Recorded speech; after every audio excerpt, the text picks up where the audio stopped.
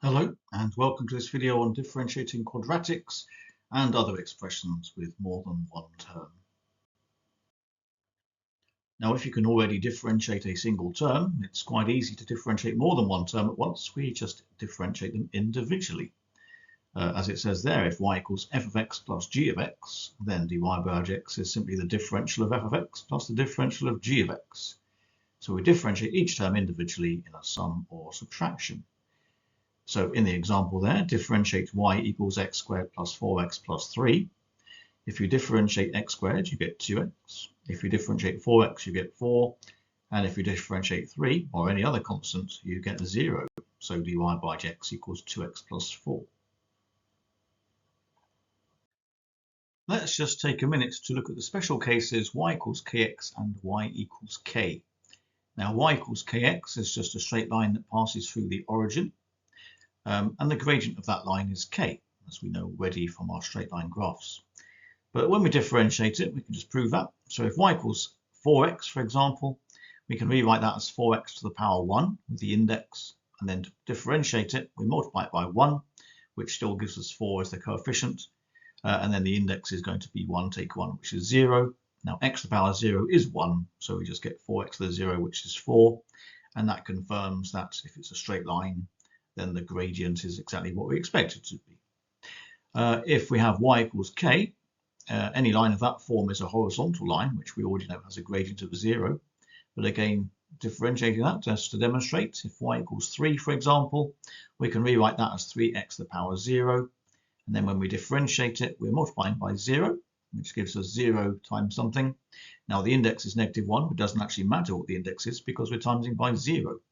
So the answer is 0. As we'd expect. So looking at some worked examples, we'll start with y equals 2x squared minus 3x. If you differentiate 2x squared, you get 4x. If you differentiate negative 3x, you get negative 3. So dy by dx equals 4x. Take away 3. If y equals 4 minus 9x cubed, when we differentiate 4, we just get 0, which we're not going to write down. And then when we differentiate minus 9x cubed, we get negative 27x squared. For y equals 5x plus 1, when we differentiate 5x, we get 5. When we differentiate a constant like 1, we get 0. So dy by dx is just 5. And again, that's confirming that we already know the gradient of y equals 5x plus 1 is always 5.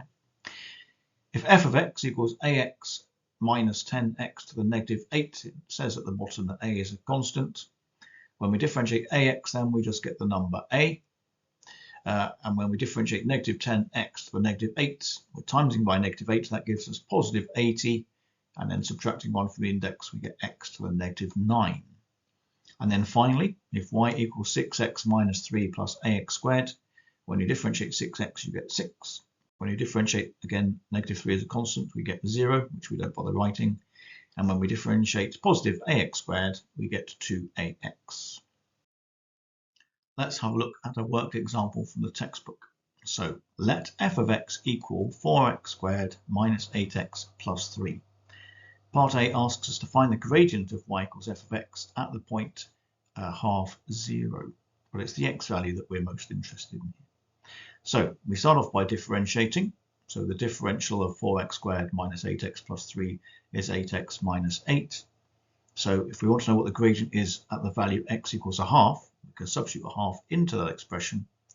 8 times a half minus 8 is the same as 4 take away 8, which is negative 4. So that is the gradient at that point. For part B, we've asked to find the coordinates of the point on the graph of y equals f of x, where the gradient is 8. So we could take our expression for the gradient function, 8x minus 8. We can put that equal to the 8 that they've asked us to. So 8x minus 8 is equal to 8. And then solving that equation by adding 8 and dividing by 8 gives us that x equals 2. Now that's the x value at the point, but we need the coordinates of the point. So we also need to work out y, which is the same as f of 2 in this case. So 4 times 2 squared minus 8 times 2 plus 3 gives us that y is equal to 3. So the coordinates of the point that we're looking for are 2, 3. For part C, we're asked to find the gradient of y equals f of x at the points where the curve meets the line y equals 4x minus 5. So that implies there's more than one answer because it says points. So plotting the expression for the function 4x squared minus 8x plus 3 equal to 4x minus 5, we can solve that equation by making one side 0. We can divide through by 4, we can factorize it, and we get that x is either 1 or 2. So to find the gradient at those points, we do f-1. We already know that f-x is 8x minus 8 from before. So f-1 is 8 times 1 minus 8, which is 0. And f-2 is 8 times 2 minus 8, which equals 8. So the gradients are 0 and 8. And one final worked example. This time we have a cubic. Let f of x equal x cubed minus 9x squared minus 48x plus 11. Part A asks us to find an expression for f-x, which is differentiating it. And differentiating each term one at a time, we get 3x squared minus 18x minus 48. And of course, differentiating 11 gives us nothing. So 3x squared minus 18x minus 48 is our final answer. For part B, we're asked to find the gradient of the function at the point where x equals 3. So we calculate f-3 by substituting 3 into our expression, and the answer is negative 75. And then for part C, find the coordinates of the points on the graph where the gradient is 0. Again, that implies there's more than one answer.